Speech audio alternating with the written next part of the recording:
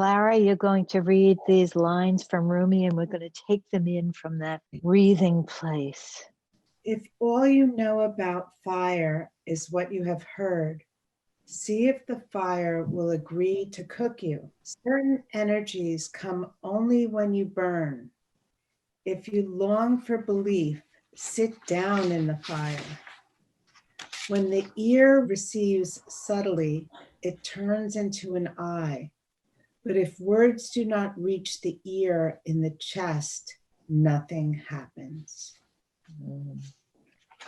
If words do not reach the ear in the chest, nothing happens. Listening is quite daring and courageous because you have to be willing to be cooked. You know, you're changed when you listen to someone.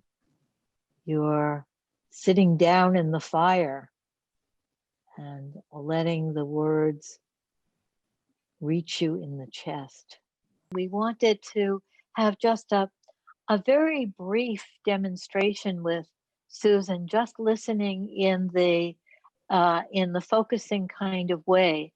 Jim, are you here? Right, I'm right next to you, although maybe not on your screen. When you talk, then you spring forth. Shall Should we I? sit down in the fire? So let me start by saying that I always find all these things very difficult. And what I find difficult about them is the relationships.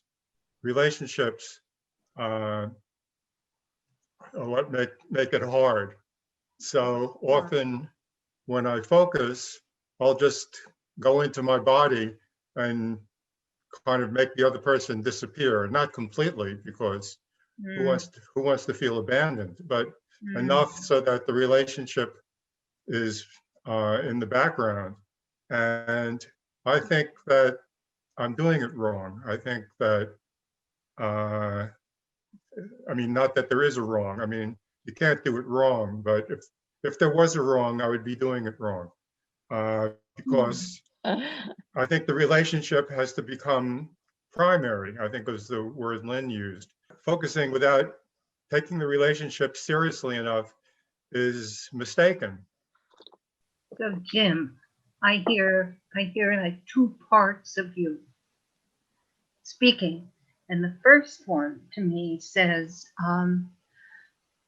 I want to be with myself and to connect with myself so I know what I feel. And that's so hard to do when the other person is there. The relationship becomes so large. And then the other side, another Jim saying that is the wrong way to do it. You have to, maybe I don't really have this. I didn't listen. I think I didn't listen. I think you listened fine. What's that? I think you listened fine. Having trouble with the second one where you're criticizing yourself and saying it's the relationship that's important. But there, you said more, and I'm drawing a blank. Well, I'm kind of evading it, and it's important not to evade it. Although I suppose if I need to evade it, trying to force it wouldn't be a good idea either. Yeah. Even though we're called force. Even though we're called force. To force yourself to so-called relate to the other person doesn't feel quite right. Or you didn't say that. You said. Yes, I did. You said it doesn't feel quite right? Yes. Okay. I mean, I could do that, but it wouldn't be the right thing to do because I wouldn't be relating to the difficulty. I'd be evading it. Right. So the difficulty, if we were to get a little bit closer to what it is, how would you maybe put that into words? The difficulty. It's so hard. Well, I could say all sorts of words, but I should wait and let some words come to me. The difficulty is not knowing what to expect. And Mm. when you don't know what to expect, often it's more comfortable to guess what to expect. And I usually guess something horrible. Uh-huh. It's more comfortable to guess because at least you'll know. But you usually guess something horrible. And horrible in this case would mean one of two things: either not understood or not taken seriously. And by Mm. two things, I mean three things. Or the third thing would be ignored or abandoned. Oh.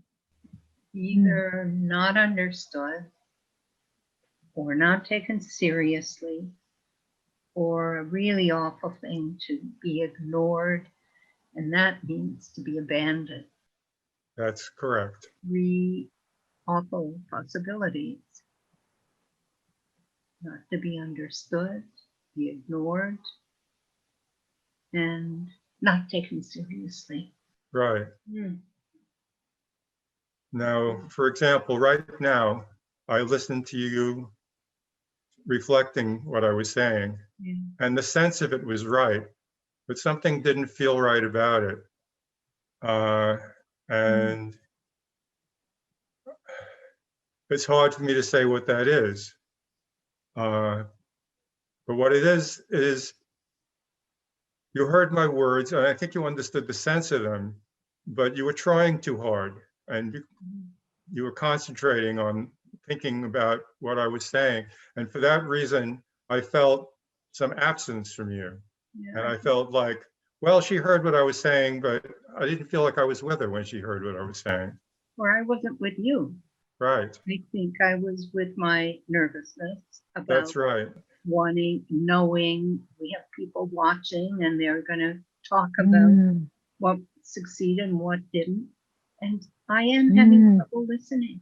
You're so right. And I feel touched by that, I really feel heard. I'm glad. I'm glad I heard. I've known you for so long, and we've never had a conversation like this. You never have. No. Why should that be? I don't know. Do you have any thoughts? Well, the first thought is always that it's my fault. That's my thought. Just because everything is so complicated and there's always so much going on. That's why. You know, my thought is if either one of us always thinks it's our fault, who would want to have a conversation like this, which is, we don't know what's happening really. It's too risky, too dangerous. Right. And yet, here we are risking it. I feel there's something exciting. Yes. But now I feel a little overwhelmed by it. Like, let's quit while I'm ahead. I think we will have to soon. Well, that's a relief. Yeah. Maybe we could take a step back. Maybe this doesn't have to be perfect. So we could do it again. Again, another time, you mean? Or again now? I meant another time. Right. Okay. Sure. Thank you, Jim. Thank you, Susan. Oh, let's all take a breath again, another breath. Thank you both so much for risking that